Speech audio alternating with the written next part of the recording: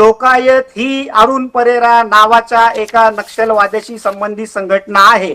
त्या संघटनेने या श्यामसुंदर सोन्नर यांचं 13 डिसेंबर 2019 रोजी कीर्तन आयोजित केलंय. यांची चौकशी करायला पाहिजे की यांचे काही संबंध आहेत का, इथं संबंध त्यांच्याशी.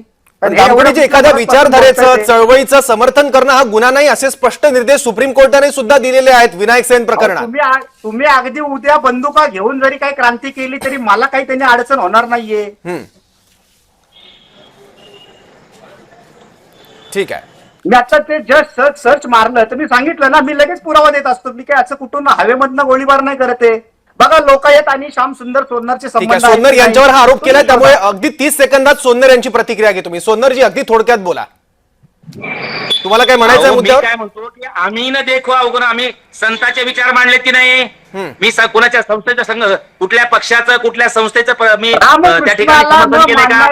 मी कुठेही जाईल पण तिथे एकात्मता सांगेल, बंधुत्व सांगेल, संतांचा विचार सांगेल. कुठल्याही पक्षाचं, कुठल्याही संघटनेचं मी समर्थन करणार नाही. आणि माझ्यावर बोलण्याचा अधिकार वार करायला आहे तुमच्यासारख्या संतांचा द्वेष करणाऱ्या, संविधानाचा द्वेष करणाऱ्या माणसाला बोलण्याचा अधिकार नाही. तुम्ही संविधानाचे द्वेष्टे आहात, बाबासाहेबांचे द्वेष्टे आहात आणि त्याच्यामुळे तुम्हाला संविधान रुततंय, तुम्हाला संविधान पचत नाही. आणि म्हणून अशा प्रकारच्या नको त्या गोष्टी काढून तुम्ही दुसरीकडे मला काही फरक पडत नाही. वारकरी संतांनी मांडलेला विचार या महाराष्ट्रात जिवंत आहे. कधी या ठिकाणी नीट होणार नाही. महाराजांचा द्वेष करता तुम्ही. मी छत्रपती शिवाजी महाराजांना मानतो.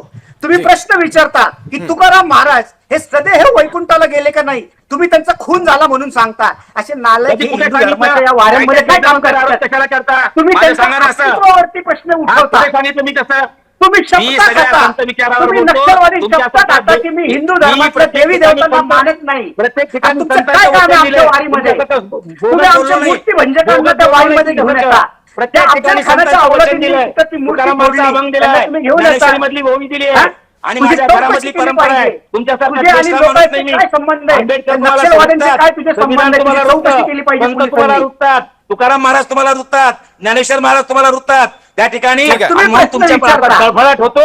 हा तळफळाट बाहेर पडतात. पण एक लक्षात ठेवा, जोपर्यंत तिचा वारकरी संतांचा विचार आहे आणि जोपर्यंत संविधानाचा विचार आहे. सोन्नर आणि दामगुडे दोघांनाही मी विनंती करतो आपण शांत व्हावं.